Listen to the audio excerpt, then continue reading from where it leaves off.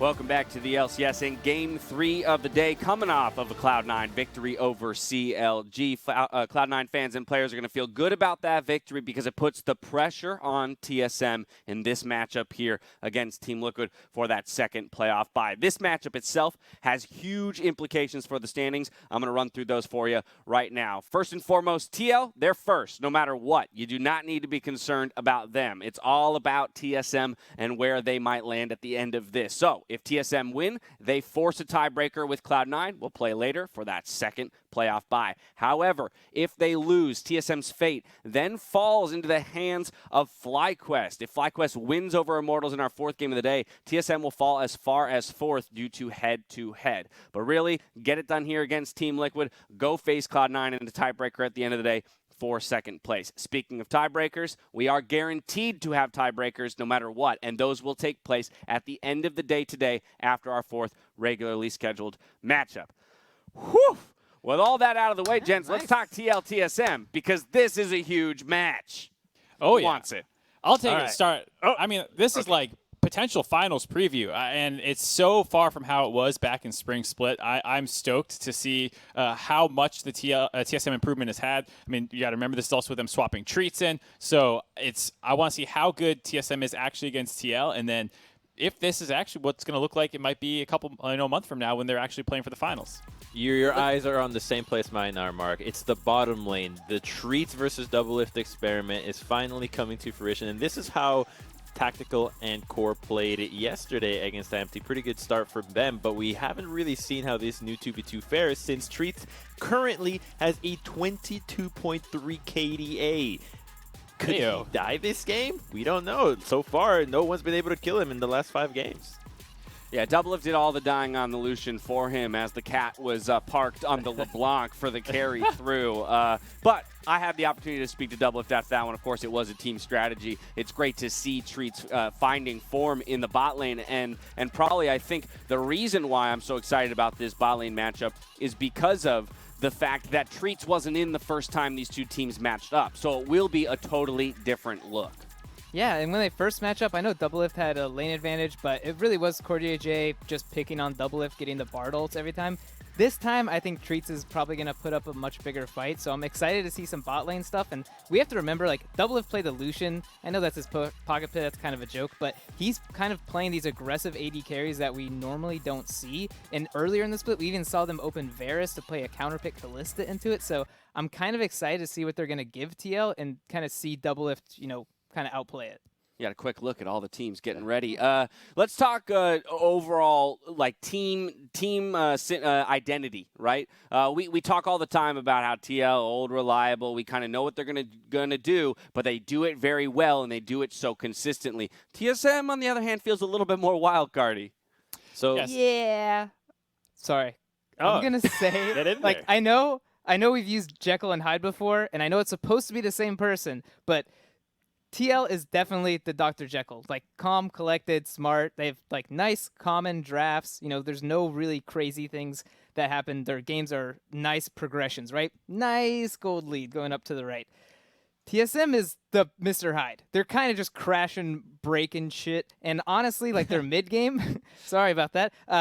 I think almost every mid game we see one of them get caught, and it kind of is like, oh no, is TSM going to lose this game? But again, they start smashing stuff again. So it's really hard to kind of watch these TSM games because they are very high blood pressure causing. But I'm pretty excited to see these kind of different styles clash. Just like Mr. Hyde, though, there is a sense that they have enough strength to overcome their opposition here. And I think that a big part of that strength comes down to the champions. If TSM comes out with a solid draft, whether that is a carry for Bjergsen, some sort of agency in utility like a Twisted Fate or Zillion, and even some carries in the top lane for Broken Blade with a stable bottom lane, just not inting the draft, I think they can definitely go head-to-head with Team Liquid despite the record discrepancy.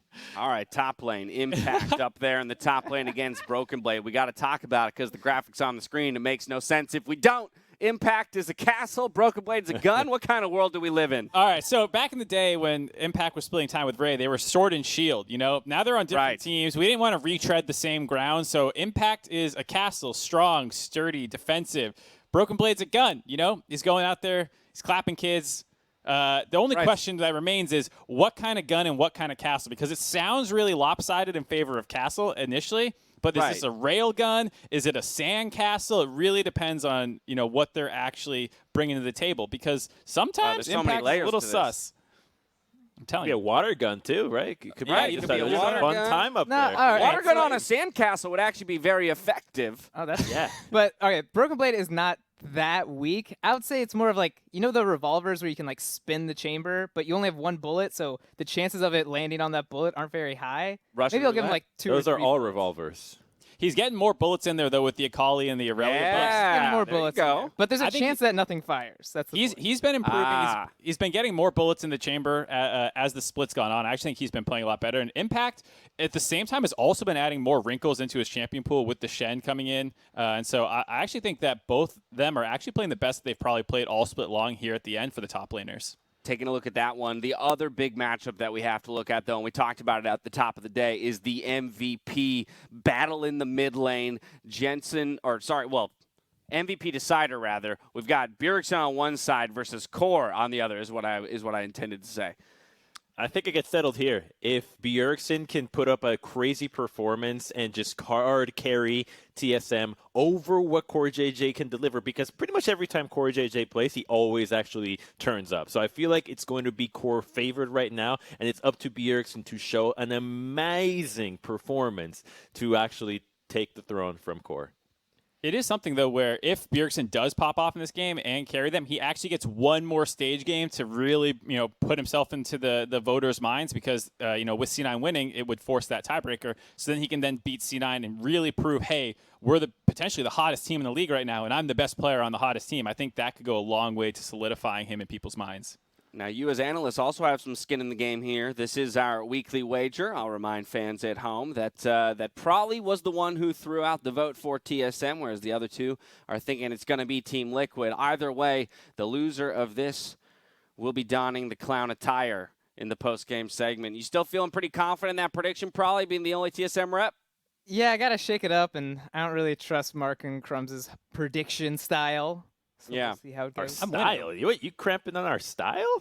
Yeah. Just, the lead isn't anything, all right? I said it before. Friendship is on what you make on the journey. Well, probably thinking that Bjergsen is going to bring that MVP case to the stage today, whereas on the flip side, CoreJJ looking to get it done for Team Liquid. Gentlemen, I can't wait any longer, so we're going to toss it over to freaking Kobe to kick off this matchup.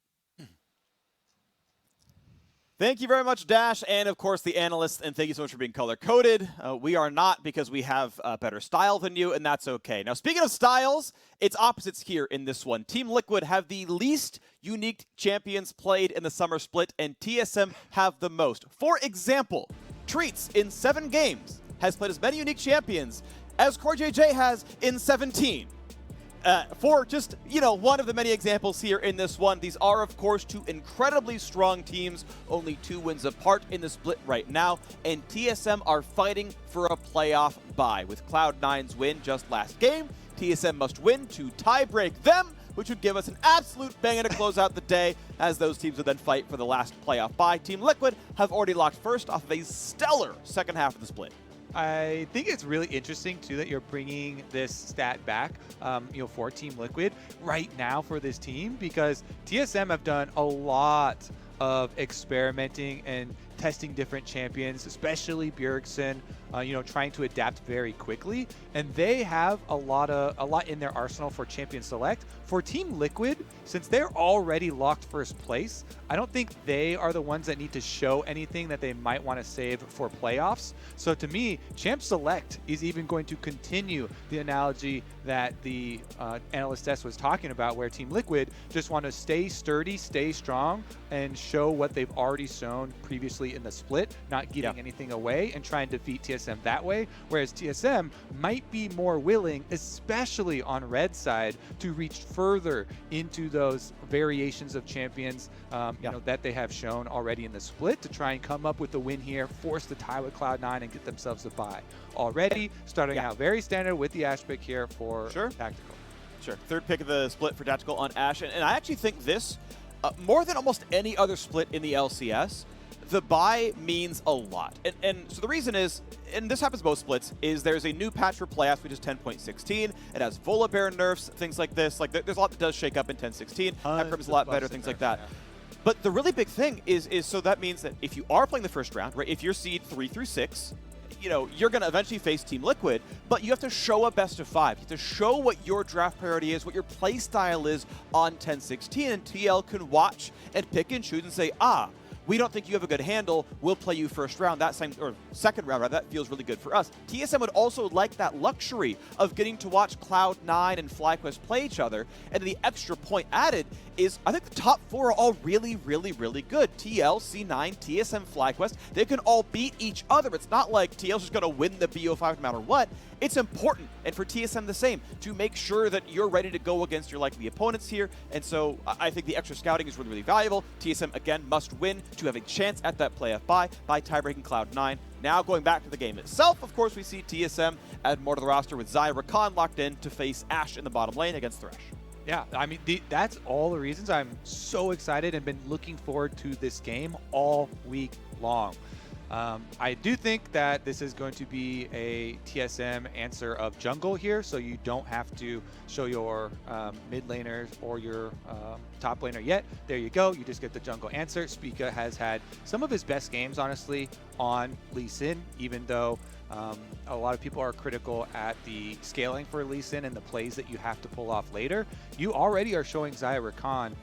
With Rakan's playmaking, Lee Sin and Rakan are two of the most mobile champs in the game and allow you for a lot of mid-game jungle support plays, trying to set up the rest of your laners. So now they can focus their bans, you know, on the top side, or I would honestly even try and protect mid a little bit, since TSMs are the ones they're going to have to pick first and blind one of their lanes. Yeah, and as the kind of end of the split has come in, TSM have done a better job of being able to carry through Broken Blade. He's been having better games. They've been drafting for him a little bit more on red side. We so often see top lane as the counter pick. It feels like blind mid is often able to nullify and go close enough. Champions like Orianna can work out pretty well. Sometimes you can see the blind is 0 and that goes okay. Like AP Cog has disappeared. So yeah, we'll see if Bjergsen blinds and they leave the last one for Broken Blade, or if it goes the other way around. Impact very likely to play a safe tank top side. Mordekaiser actually the ban instead of maybe a Shen. I'm thinking maybe Kennen exists. Yeah, and that's also the reason why Team Liquid are banning away safer mid laners, blind mid laners. Bjergsen had an amazing LeBlanc game with the Yuumi attached to him, making a very good case for his MVP status. So Team Liquid, I expect another ban at a blindable mid laner. Like you kind of went over, you know, either the Orianna or the Zoe, two pretty good options for Bjergsen. It ends up being the Galio. They would rather not have the global to deal with, the team play.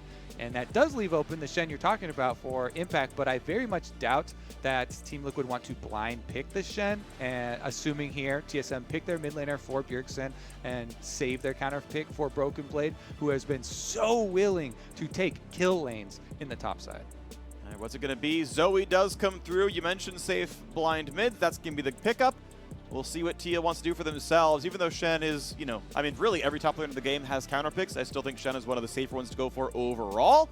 Of course, they need themselves a jungler. I don't think Graves is going top. Sejuani feels like a troll hover. What are TL going for? Who's the answer to Zoe in the mid lane, and who's going top? Orianna, not a surprise here. Jensen back on control mages. And okay, Syndra instead. Sure, all that makes sense. Pick whatever you want to go for. And now, what's going to the top lane for Impact?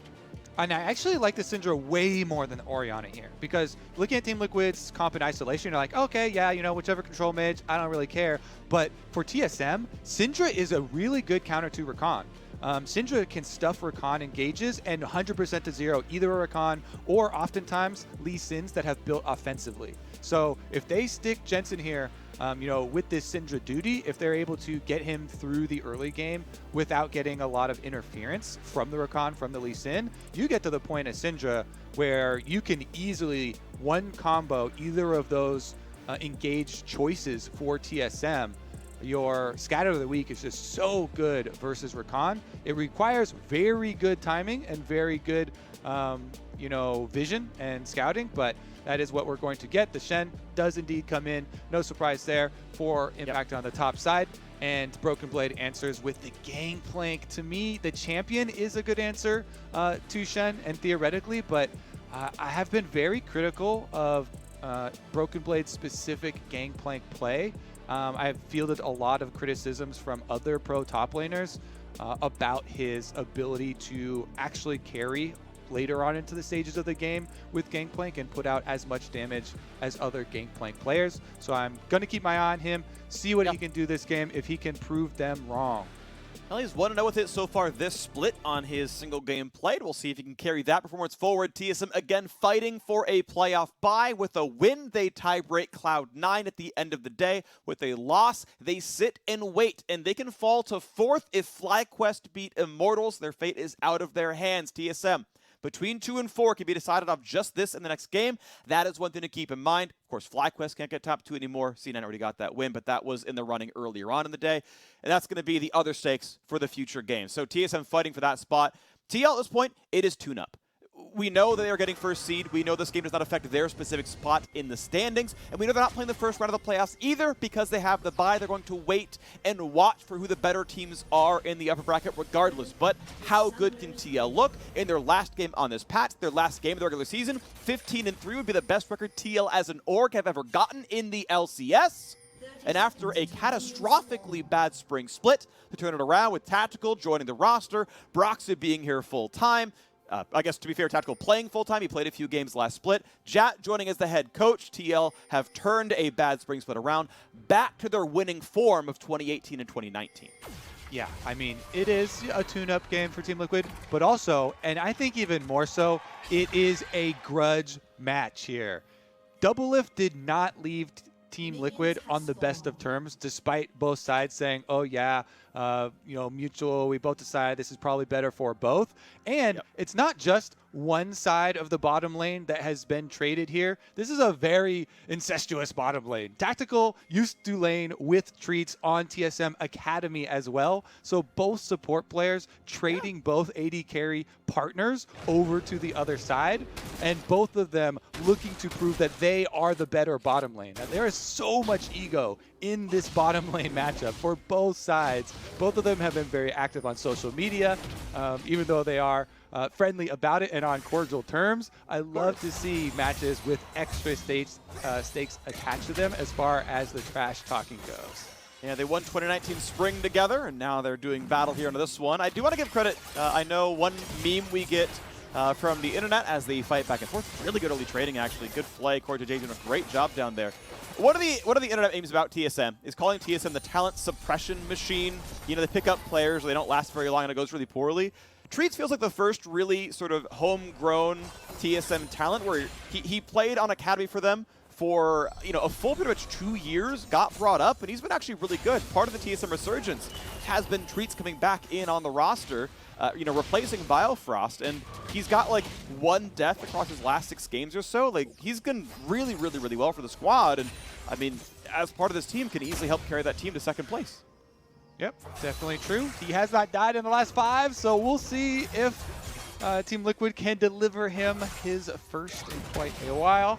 On the top side, Broken Blade starting out doing really well with the Gangplank matchup. You charge up your grasp on the minions very easily and just keep on shooting them. Shen, of course, worth mentioning that he did get the extra 20 HP added to the shield passive, and he's trying to spam that. It helps you out a little bit in this matchup. As you can see, you still take a beating, and Broken Blade not hesitating to continue to proc Grasp and burning all of his mana for that harassment and pushing the wave. A big microcosm of that matchup, by the way, is the energy versus mana pool, where fight towards mid lane, Jensen should be fine, although a Bjergsen slow can make this a lot easier. GLP, Drowsy, Q's going to land, don't take it. You're going to walk away and stay alive. You don't want to take that one into the turret. But Broken Blade will run out of mana trying to spam Qs on Shen, and Shen really wants to get, the much longer shield cooldown up for each of those parlays, and playing around that can be important. Impact blocking what he can. Broken Blade's mana pool decent as he recalls back to the core.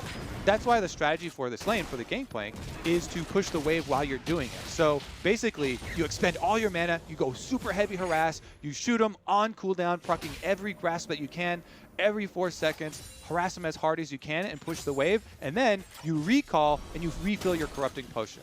That's exactly what Broken Blade did. He's been playing the beginning of this matchup really well. He even finds Broxah taking Krugs and is able to get a Trial by Fire proc. Of course, the extra Q here. But Broken Blade, you see, he burned through all of his Corrupting Potion charges for the extra mana, harassing, pushing the wave. And then once you push the wave like that, you get your recall off, go refill it, and buying a cold now to continue trying farm and to try and outscale the Shen for later. Impact constantly better at time of the auto attack. Parlay in the air, still gets the barrel knocked down each time. Well done to him. Impact's really got the mechanics still on. So many years after his World Championship victory in 2013, he's still got it. As we all know, he's one of the very best players in this league, one of the best top laners, and definitely a mainstay on the TL side. A lot of trophies to his name, of course. TSM getting the shove down to the bottom side. This would be a bit too early for a BF Sword, but it'll be Warhammer for Doublelift if I have my gold estimations correct. Treatz can easily block the hook. And that's really nice, actually. The timing was tight enough that they get to both go back anyway. Yeah, love to see it. On the top side, too, looks like Broken Blade was unable to pick up all of those CS. And so Impact on the pushback has established a really good 10 CS lead for himself with a couple of extra being traded now. But really nicely done for the last hitting. You mentioned the auto attacks that Impact was getting off, timing them better on the barrels. But also his last hitting has been better during the trades. And Broken Blade lost a few in his aggressive push that he tried to pull off. And since Impact is going, obviously with the Grasp, that's basically the only top lane keystone that you're ever going to take on the champion. And you get a lot of the extra sustain in the tree. He is coming out of it with the extra gold. Now, one thing I want to point out is, at least as far as solo queue is concerned, Shen wins more games than Gangplank in the matchup heads-up. Shen's more successful over the course of a game of League of Legends. Doesn't mean he wins lane, but could mean that, has overall more impact right now. And you've seen with the Shen shields, with the dodge zone also blocking parlay, he's actually got a decent amount of tools to deal with the annoyance of direct shot parlays. Now, that's not going to block barrels very well. In fact, the dodge zone won't block barrels at all. But it will allow him to dodge some of the damage output there, and you saw some pieces of it as he TPs back to lane. Ninja Tabby in, and now we teleport to the bottom side. They want to go for a play right now on TSM. Bjergsen can't get much done. Gonna walk back to mid. Yeah, there wasn't any setup there, range for Treatz, so swing, but not a huge cost as he was probably going to teleport right back to lane. Treatz a little bit far out in the river, but he is Rakan. Plenty of mobility on the champion. Nice shot there by Bjergsen, getting a chunk in towards Jensen. Gonna fight over the wards. Jensen will still kill it. He's still fine over there. Small CS lead here on the Syndra. Of course, Bjergsen had to blind pick his champion. But Team Liquid now feeling comfortable around the bottom side with that push coming through. Tactical on the early Zerker Greaves gives a lot of power to Ashe. He's really move speed focused. Move speed difference is very, very important on her. And it means they can try for this Drake, but as TSM finish out the wave and come back around, they're able to contest for this one. Now Spica is here. Smite Fight's going to come through. It's Shen over the top. Gangplank ult as well. Who's going to win this one? Picked up there by Broxah. The fight continues with one kill onto Spica as well. Kill comes through to CoreJJ. Team Liquid getting the better of the first battle of this game. Yep, they want to use their impact difference. Impact Shen. While you were talking with the setup for that dragon, my eyes were on the mini-map, and Impact was aggressively trading with Broken Blade, trying to actually push him out of the lane first. And then you come in much quicker with the Stand United than from a teleport channel. So even though Impact had to use his teleport to get back to lane from the parlay harassment, he still is able to get the shield onto Broxah, arrives before Broken Blade can arrive, channeling his teleport. See on the minimap, Broken Blade's recalling right now, and Stand United comes in. Broxah skirts around the outside of the dragon. He also blinded Lee Sin there, and then he's able to get the burst damage, plus they get the lockdown onto Spica. They get their kill for themselves. First dragon for Team Liquid, first blood for Team Liquid, and they effectively use Impact Shen once again. Nicely done. So now looking around the map for the next play, 800 gold lead plus a Drake is going to make Team Liquid feel real comfortable right now. Small farm lead for Broxah. Level lead going to be coming pretty soon, you have to imagine. Overall, good things around the board. TSM printing some money because of Gangplank passive, or at least the parlay, really, but that's kind of it. And Cole eventually goes through there as well, but you got to feel good about TL's start to this one. And we'll see if the Syndra keeps stuffing Rakan engages down the line. Again, Impact gets the kill on the barrel, puts the dodge zone, wins that trade, gets the Q back for Grasp. Yeah, I mean, his Shen, a thing of beauty to watch ever since the old days as well. Yeah. And we saw earlier, there were some Team Liquid games where, and specifically the Dignitas one, obviously one that got a lot of criticism as they did not want to fight any of those objectives early on the bottom side of the map. And Impact didn't have to use his Stand United early. He just held it, and he held the cooldown as a threat over their head. TSM tried to call Team Liquid on that and make him use it. It's a very difficult thing to do because you kind of have to make an offensive move and draw out the cooldown, but still not overcommit to it so that you don't lose anyone. In this case, they were so committed into the Dragon, and Broxah did a good job getting the smoke screen down on Spica. I believe he was just trying to sacrifice to go for the smite fight, and that Team Liquid were able to not only use it, but also get both objectives out of it. And now they've got the reset. Bottom sides are being swapped up to the top here, and they can try and set themselves up for a nice Rift Herald usage as Broxah has that one in hand. Treatz puts down a ward to get rid of some of the vision that TL has, but ooh, that hook was just off to the side. Treatz, I'm not sure if he saw it coming or just really had the nerves to keep going the same direction, expect the juke, but either way, it is Team Liquid moving their champions up to the top side of the map. No plays taken on the bot lane, but champions have already been swapped around. Herald, of course, already picked up by Broxah, and they want to shove that one down eventually to get some extra gold in the pockets. That's Doublelift already here to hold top lane. He's not going to get anything too much happening down there. Clears the wave, no problem. Very easy with all the attack damage that she has on that Xayah, and everything's going to be just fine. Blue buffs on both mid laners, and 106 to 100. Pretty close game overall. Yep, definitely still close. The main thing we're waiting on is the next horse here, because once again, with this swap that Team Liquid initiated, they get the possibility of trying to use that Stand United on top side very effectively. Nice little trade here from Impact. He knows he has to use his shield and get out after the quick huge trades. But you see Broxah has just been hovering up behind the duo this whole time. Both Broken Blade and Impact with their ultimates at the ready for the possible fight. But nobody stepping out of line. No, no CC going to land on the top side. TSM play it very defensively, just trying to stick through their own jungle, as they don't want that one to break open, because if you do and you lose that fight, Team Liquid also having the Rift Herald can be a devastating push on your outer tower. Well, wait to see that push happen. You got plate still up for 2.5 minutes. Bjergsen misses the cannon. Unlucky, it happens, but we move on and wait for the next big play. Spica's heading back to the bottom side, and we keep tracking Broxah. Rift Herald is slowly timing down. Warrior done second here, but he built other items first and had the boots, and also the Ruby Crystal means he had a pretty rich recall overall. Doing just fine right there as CoreJJ goes to fight for some more ward control, could get rid of a lot of these. Broxah, as we mentioned, down to the bottom side here again, which means it's going to be hard-pressed to find a way to give the gold over to Tactical, if that is the goal. So, looking at the macro too, Team Liquid have made the choice to keep their duo lane top. They would rather get top turret plates by hand and give up this dragon. In the reset, TSM have reset onto the bottom side with Doublelift and Treatz, trying to break Team Liquid's possibility even super early on of trying to stack those dragons. In doing so, though, you give up money on the top side. CoreJJ and Tactical obviously will be uncontested on their turret plates. And since there is a Rift Herald here for Broxah, 3-14 minutes, you just take down the first 2 turret plates. Then as you're auto-attacking the third one down, you get the entire turret here. And the timing works out so nicely. So this is a huge gold increase for Team Liquid that has been paid for by a Cloud trade. And that's a nice play. I actually, overall, in summation, oh, this is going to be a big kickback. This is a 4 versus 1. Goodbye, Impact. You could have done nothing about this one. A nice play there, but there's still more happening. Shelly is still alive. She's going to die there, so no charge into the inhibitor.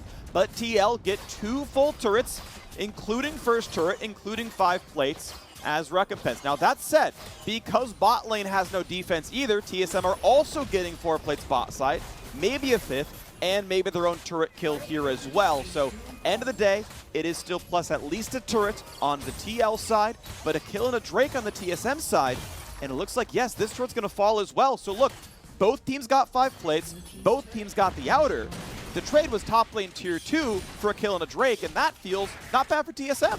Exactly, and that's why I started the macro discussion with it being a choice off of the reset for TSM, and then doubling down on that push to make sure that with the gank, they actually got a kill's worth of gold too in catching impact, one of the better scenarios for TSM, as Spica made the long route and jump over around on Lee Sin to get the kickback and kill to be quite nice for them. So as you're saying, full turret plates mined by TSM since they doubled down on the commitment to their early macro choice. All right, so TSM playing the game still very close. I know a lot of people thought this might have been the preview of the finals. TSM with a very long winning streak. TL obviously in first place right now and will be so until playoffs show us otherwise. This was going to be a hype match in the making, and it is so far. One Drake apiece, the gold within under 1,000. Certainly a tight battle between these two titans in the LCS. Team Liquid, 4 titles in the last 5 splits. TSM more titles than anyone else in league history. Spica's on a ward. Team Liquid know that they have full control on the bottom side because they have Broxah here. They had vision on Spica, who's hovering around mid. If Team Liquid just tell Jensen, hey, play safe, then they can continue to try and bully down there. And Jensen does hit a stun. They're going for it. Big damage coming across. They're going to force the Shen ulti down as well, enough to keep him alive. And will there be a re-engage? Broxah can't land the CC. Out they go. Bjergsen, nice try. Burned his real flash. Yeah. Help get that damage in. That's huge losses for Team Liquid. Because of the counter push there from Bjergsen, landing that bubble and forcing that, they lose not only Shen and the Flash, Shen ultimate and the Flash, but look at your mini-map, Broken Blade gets the top turret because Impact also had to leave there.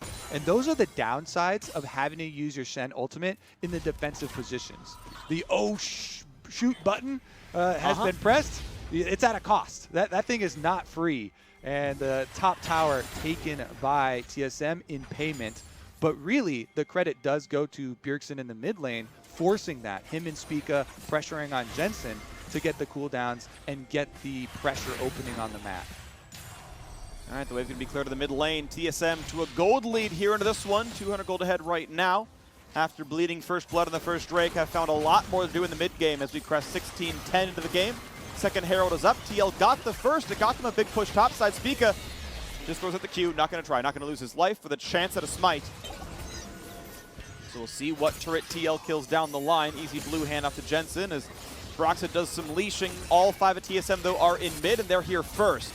This means a lot of damage on this turret. They shouldn't be in too much danger, but might be a play in. CoreJJ, though, pushed back, taking some damage, walks away. Cooldown still available on TSM's side, and not enough damage on the turret to kill it, so it's going to stay alive. TL able to defend in time, and that will stand. Yeah, even though there's significant damage done to the health bars, TSM without the immediate minion wave, not going to keep up the pressure here, as Impact is pushing top side, and bottom side minion wave would have crashed into the turret.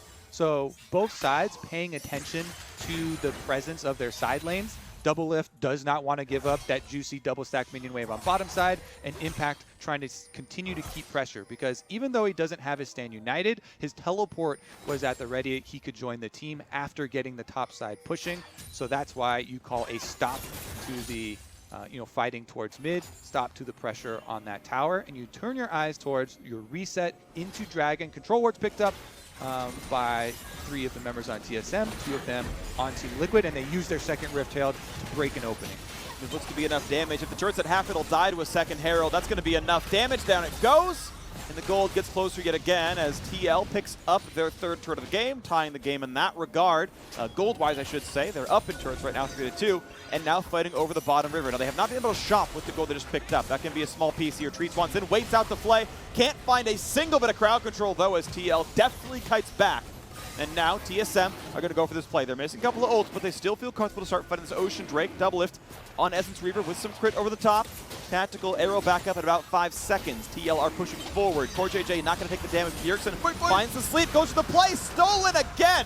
Broxah again and again and again outsmite Spica. And it's time for TL to run away. Broxah can ult to safety if he needs to. Wait to the quick draw instead. He's going to be just fine with that one. TL walk away with their 2nd Drake of the game.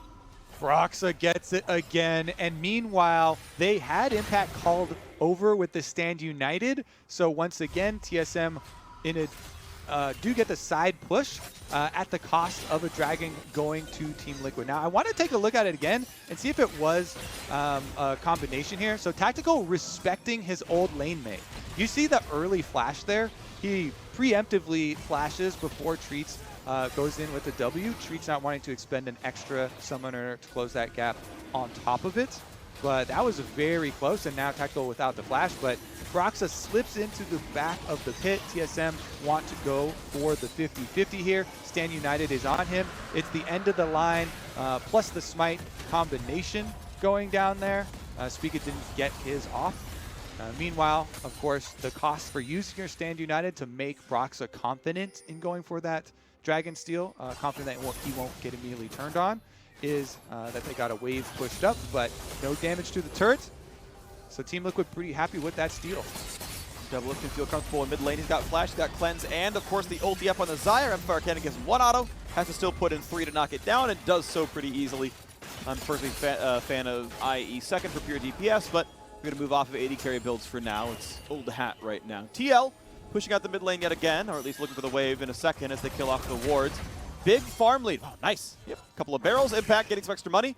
You know, it's so nice, right? Because Gangplank gets free gold from using Parlay, and he gives Shen some free gold for putting barrels down and letting him last hit it. So, you know, he's sharing the wealth, and I appreciate that. I have seen a couple times, though, Impact kills the barrel instead of a minion. So there were a couple of ones like that where he prioritized it over the trade. But damn, Impact he's been practicing his whack-a-mole or something. His timing is quite good on these barrels.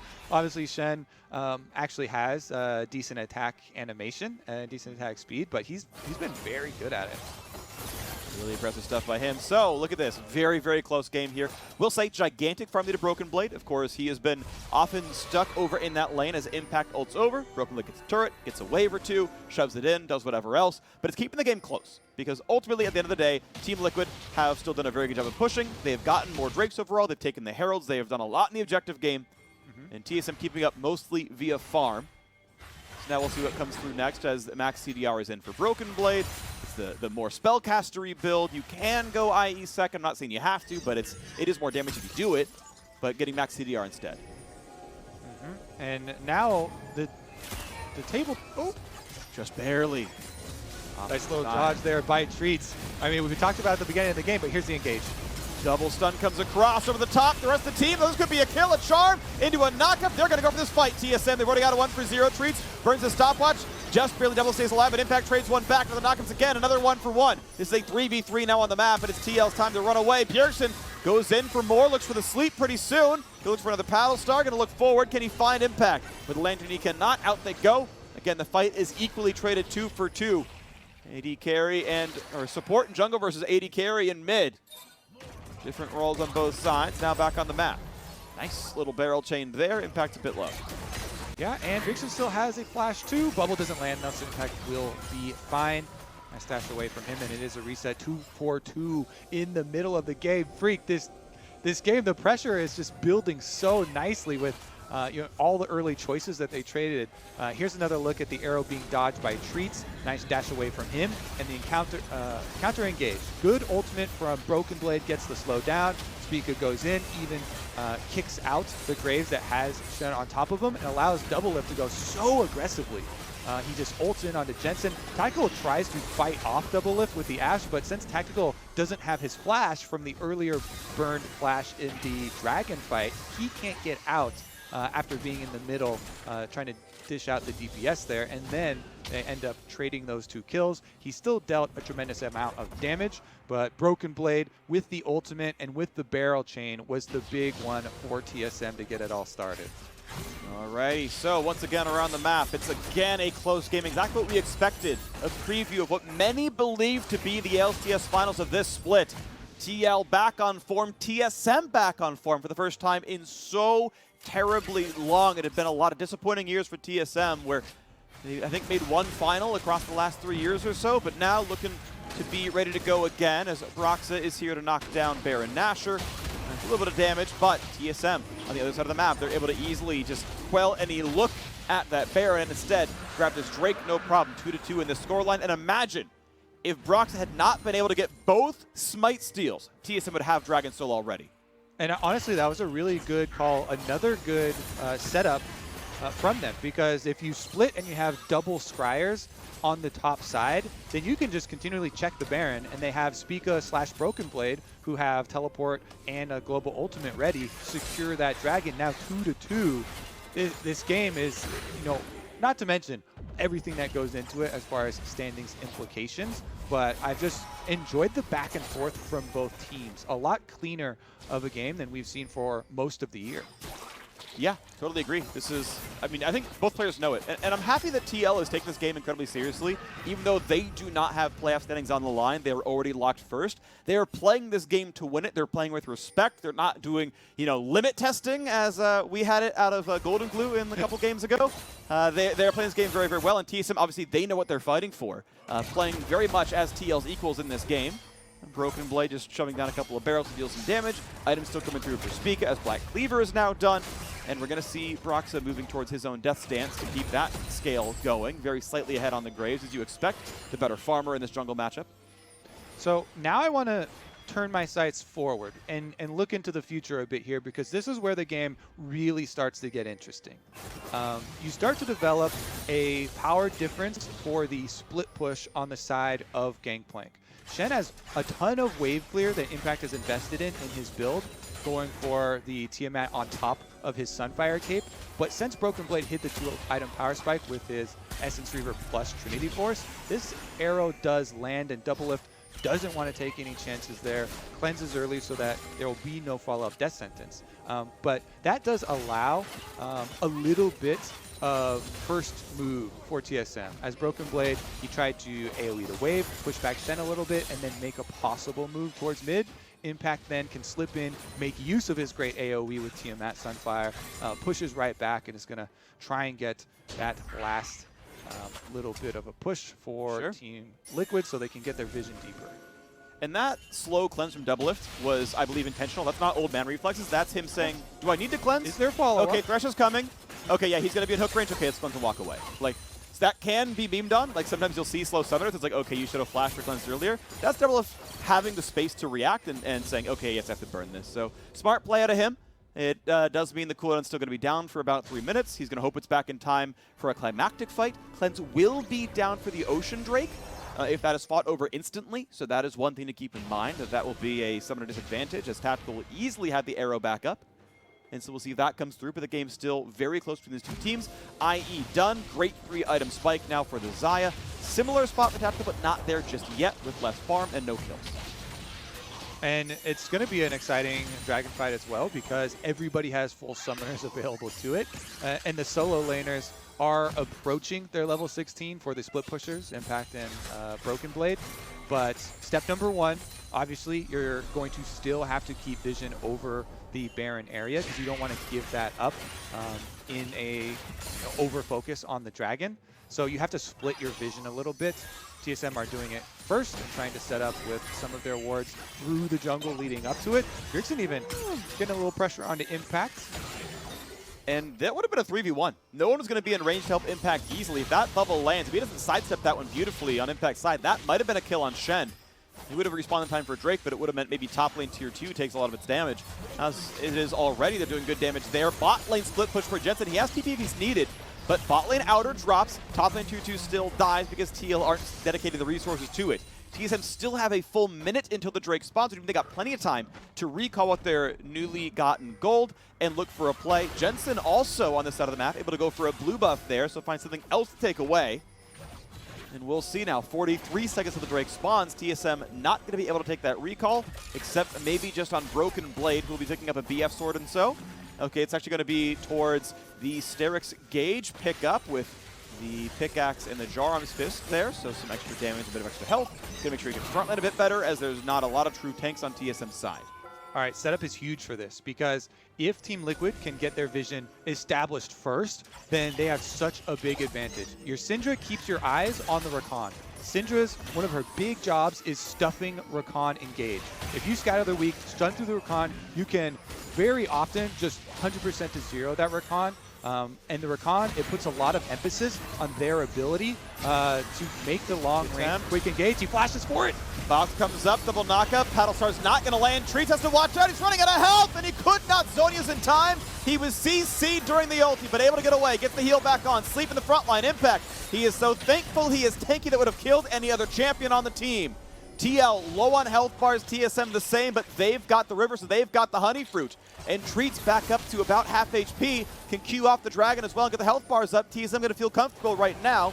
Ulti's gone in both cases, but Doublelift has his summoner back, has his ulti up, he's ready to go. Poke almost going to land, it's going to put CoreJJ to sleep. This time around, the smite does come through to Spica, and Broxah will have to wait around on the wall, get the lantern back out, and TSM are on soul point. Okay, so they're going to go for a reset here. You see some recalls and Team Liquid establishing control over the Baron. I think they can just threaten it. I would be very cautious about fully committing to this. And TSM looked like they want to make a call on that bluff. Oh, teleport is being channeled by Broken Blade, though. Maybe they weren't as confident in calling that bluff. They actually fall for it. Teleport burned by Broken Blade. So Team Liquid happy with that little maneuver. Yeah, I mean, TL kind of like made sure that their team showed on the ward as they attacked it, right? It gets vision for, you know, that last little second as it dies. They're like, look at these Ashe arrows flying over the wall. Look, we're hitting Baron. Okay, reset. And it's like, okay, blue trinket, TP, let's go, like spot it. Oh, okay, it's good job, right? It's a cooldown bait. It was nice little stuff right there. Again, want to point out Ocean Soul coming soon on the TSM side. 4 minutes from that objective being on the map. TL have grown themselves a small gold lead. You can see they're up about 1,400. That is not massive, though. That doesn't always mean everything. Doublelift actually doubling up on the QSS here on top of the cleanse to really make sure he can survive in case TC comes in his way. He can survive a lot more this way, and we'll see if he can get out the damage as a result of that. Tactical actually just hitting Baron, starting it up here. Broxah comes in to tank it. And this one, there is one Scryer available, but it is on Doublelift. He's in mid lane. He's walking away from Baron. He's not going to use it. Team don't know. TSM aren't going to check. Team Liquid get They sweep too late. TL run right back into the river.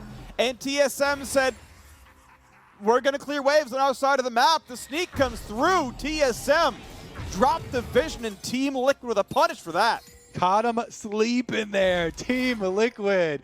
They backed off the Baron really early the first time, and TSM were so scared of it, and they even used the Broken Blade teleport. But the second time around, Team Liquid able to just sneak this one away. TSM, whew, they're definitely crying after that one. But now you have to refocus on trying to hold versus the split push here. Impact on Shen gets right back to duty for Team Liquid. This Baron goes a long way in accomplishing their goal of trying to get that side lane pushing. You see even Jensen is pushing out on the top side, and they have their full safety 3 squad in mid. With Thresh there, you don't have to really worry about anything. All you have to do, tactical push the lane, CoreJJ hover around him for the lantern. Kobe, on a macro level, this is so interesting because the Baron buff times out 16 seconds before the Ocean Drake spawn. So obviously TL won't have the buff for that fight. But what's also interesting is they have to recall during the Baron buff in order to shop and use the gold so they can be powerful enough to fight for the Ocean Soul as well. A stun double, he's got 2 cleanses. He's going to be fine. He's actually going to save all of them. Ults instead. Not sure if that was the ideal one, but he's going to stay alive regardless. Mid lane turret will fall. I am going to be very curious how much TL does during the Baron buff and when they pull off to shop and fight for the Drake. How much do they get? How greedy will they be? And will they be caught too far up when that Drake fight comes in? For now, they've already gotten 6 turrets. All tier 1s, all tier 2s are gone. Still a minute 20 left in the buff. They can't use all of it if they want to shop for the Drake. Bot lane being pushed in by Impact. I love the discussion, not only because of shopping for the Drake, but also because the setup is so important. You know, with this amount of engage that they're facing, I would advise a super early recall with the Baron empowered recalls for them, not only to spend, but to be able to replace wards. Right now, Team Liquid's wards here up very deep in the blue quadrant do not have a lot of vision closer to the Dragon Pit, and during the recall, TSM can move up during that time. So with 1 minute left on the Drake, TSM fully reset. They buy a couple extra control wards there from the rest of their members, and they prepare to make the push towards Dragon to set up for it. Team Liquid doing the same now. All right, so with 30 seconds left on the Baron, about 50 seconds left on the Drake, the recalls come through for Team Liquid. They could not crack an inhibitor turret. They got the rest of the tier 2s though.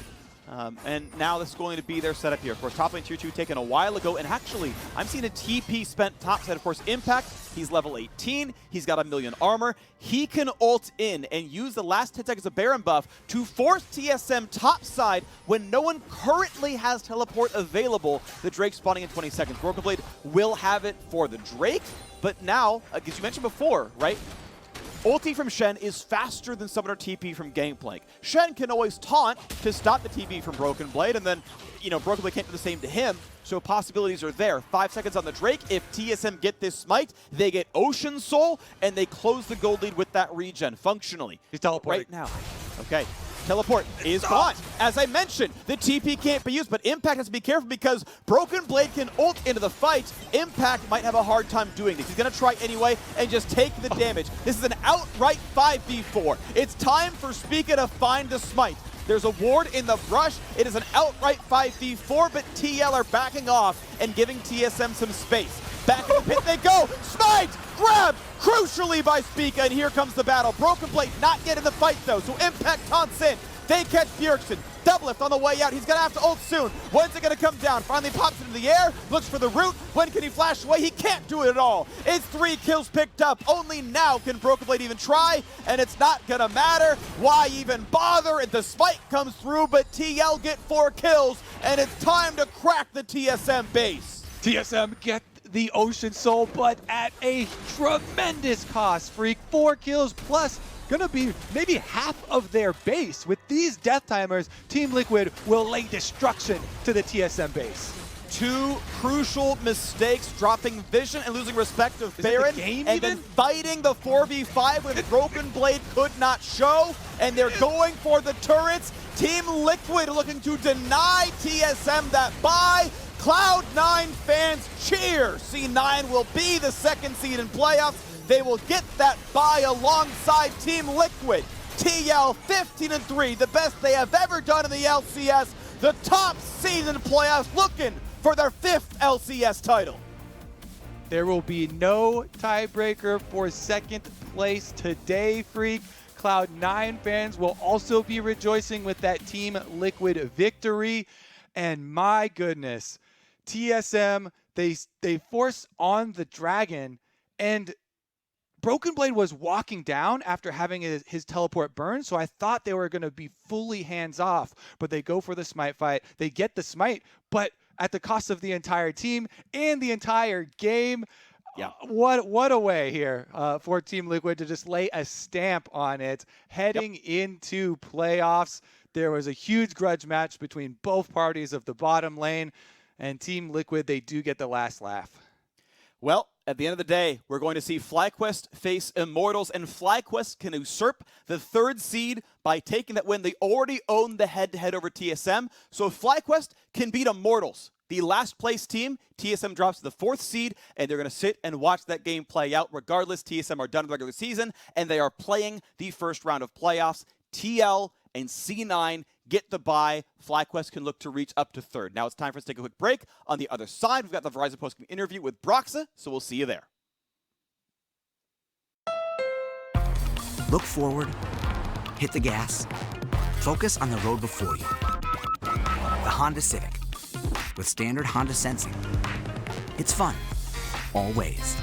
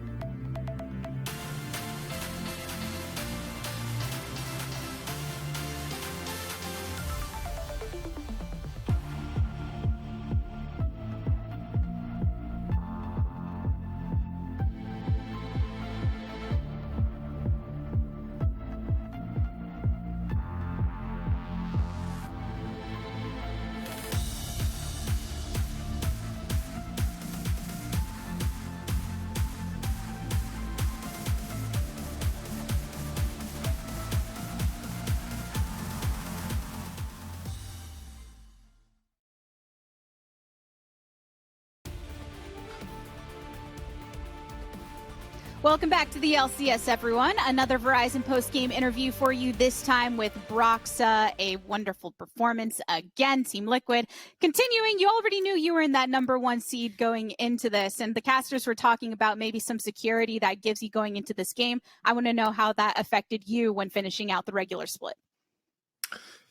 For us, today's game was mostly about, I guess, making a statement or ending the regular split on a high note. And we came into the game telling ourselves that, sure, on one side the game doesn't mean anything for us, but at the same time we're not going to lose to TSM. That's not going to happen. We have to bring this home. We have to get that 15 win mark, help Cloud9 out a little bit. And it was a pretty close game, I'm not going to lie, but I'm happy that we came out on top regardless.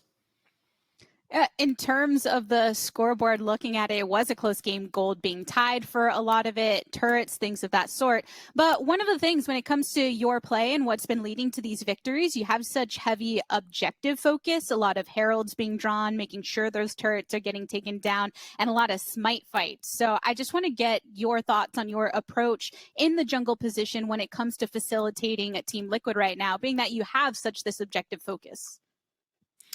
There's no doubt that my personal playstyle has changed a bit after coming to North America. I feel like I've been a pretty good facilitator in certain periods of time on Fnatic too, but now it's a bit of a different style, and it took me some time to find my own identity and my own style within this team. But I feel like now I've kind of figured out what I need to do, how I want to approach the game in order to be the jungler that the team needs. And obviously us playing very slow, very controlled, being a very objective focused team is a big part of that. Obviously, with that being one of our trademarks, it would be ideal if we didn't have to 50-50 so many objectives. But at the same time, I guess I'm getting some smite practice going into playoffs, so I guess I shouldn't be complaining.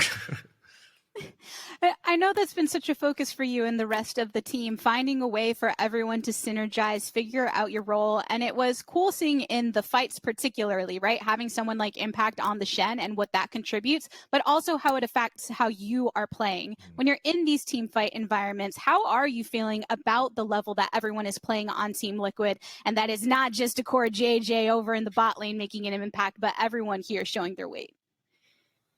I feel like the biggest difference now comparing ourselves to last split is that we're actually playing so well as a unit, playing so well as a team. Whenever we're in fights, we don't, I know what to expect from all my teammates. I know what they're all thinking, what their goals are, what they need from me. They know, the same thing goes the other way around. They know how I want to approach the fight, and it just feels so natural whenever something is going on, whether it's about making plans or making goals in the game, or when it comes to the clutch situations like mechanically playing fights and this type of stuff. So all in all, I think us just coming together as a team has been a really big factor, probably the key factor of the split.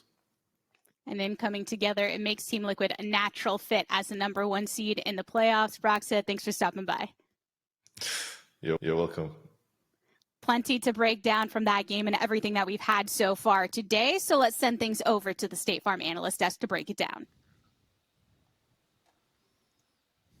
Thank you very much, Latigress. And thank you to Snapcam for turning Crawley into a clown. And a clown he is because he mispredicted this TSM versus TL match. Tell the difference. I want to go ahead and correct. I did this to myself. This is what you look like when you doubt TL. Wait, probably have you turned it on yet? Yeah. We need you to turn on the filter. What did you do? Can you describe it?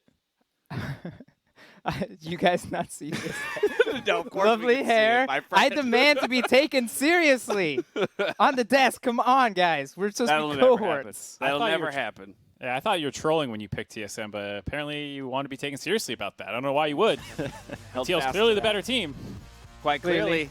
That's what the standings say. 13-3, or not 13-3. I can't even read now. Probably is infecting me. 15-3 is Team Liquid now fully secured in first place. And because of that victory, Cloud9 fans can breathe a sigh of relief. They have as well locked up a playoff bye in second place. TSM currently in third, but it should be noted that FlyQuest is yet to play, and if FlyQuest wins, they will actually take third place due to head-to-head record. But let's return to this matchup and how it all broke down, because it was a slow one. It was without a doubt a slow game. Very few kills breaking down in the earlier portions, a lot of the focus around the objectives. And overall, I'd say TL did a better job controlling the objectives. They had the first Drake, and the fight was quite good for them. The fact that they got the GP ult, which was a little late, and then the late GP TP set them behind and allowed TL to keep tempo advantage to swap to the map topside earlier to get the Rift Herald, and they just kept snowballing on objectives against TSM. I think what's become fascinating with this game is that it actually was really high level in the sense that both teams were very aware of what their win conditions were and how to fight around these dragons, but so much of the game is now coming down to smites. The jungler's job in trying to actually play those 50-50s is really important. Broxah came in big in a few of those moments, and moving forward into playoffs, I think that just having junglers that have the confidence that can win those 50-50s will more than make up for more of the early game fallacies that they might have fallen under. What about you, Bozo? What do you think? I don't really know. I think it was kind of really good on TSM to play well, but, you know, TL, they had tempo most of the game. And I'd say probably the biggest thing was the Baron sneak that TL got. This was a really important play by them because this solidified the game. I think this is right before it. This is probably the biggest TSM play they had.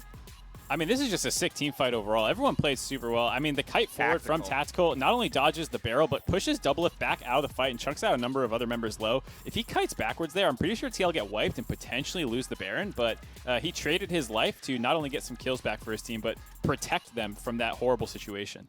Yeah, to your point, Probably, that replay there kind of showcases how close this game was up until the moment of that Baron sneak from Team Liquid, which really was what ultimately turned the tides of the game. What's the diagnosis here from TSM? Why was there no contest?